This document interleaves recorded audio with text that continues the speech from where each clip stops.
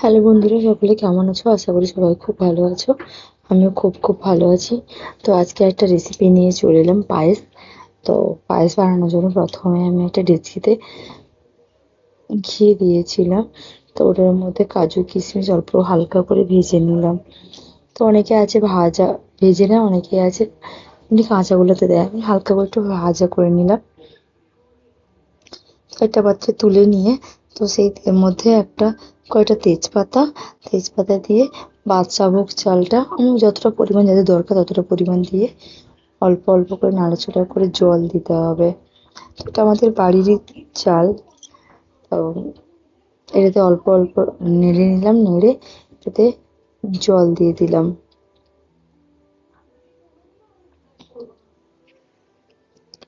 হালকা ভেজে নেওয়ার পর জল দিয়ে দিতে হবে।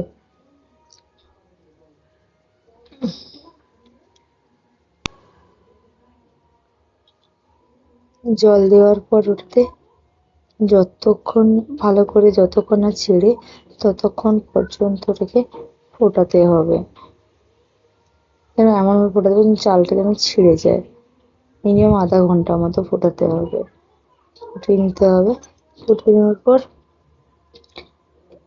অপর একটা গ্যাসে আমি বাটিতে জল বসিয়ে একটু গুঁড়ো দুধ দিয়ে ওটাকে গুলে নিচ্ছি, যাতে এটা ভালো করে গুলে যায়। গরম জলের মধ্যে দুধটা দিয়ে দিয়েছি, ভালো করে গুলে যায়। এটা তো কমপ্লিট হয়ে গেছে। তো আমি গ্যাসটা অফ করে দেবো। এখানে দেখো ভালো মতো হয়ে এসছে। পায়েসের চালটা ভালো মতো ছিঁড়ে গেছে। তাতে একটা দুধ দিয়ে দিলাম।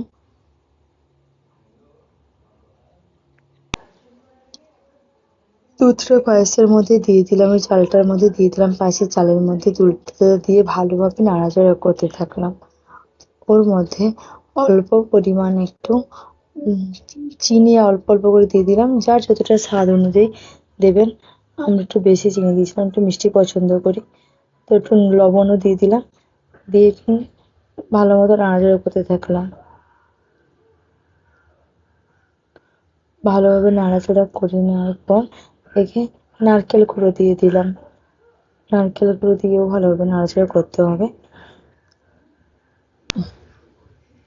ভালোভাবে নাড়ানোর পর এর মধ্যে কাজু কিশমিশ আমরা অ্যাড করে দিলাম। কাজু কিশমিশ অ্যাড করে দিয়ে একটু ফুটিয়ে নিলে, ঘন করে একটু ফুটিয়ে নিলাম। তারপর আমরা নামিয়ে নেবো। গ্যাস অফ করে দিলাম। তো রেডি হয়ে গেছে পায়েস। তো কে কিরকম ভাবে পায়েস করো একটু প্লিজ কমেন্ট করে জানাও। আমি তো এরকম ভাবে করি। তো তোমরা কিরকম ভাবে পায়েস করো একটু কমেন্ট করে জানিও।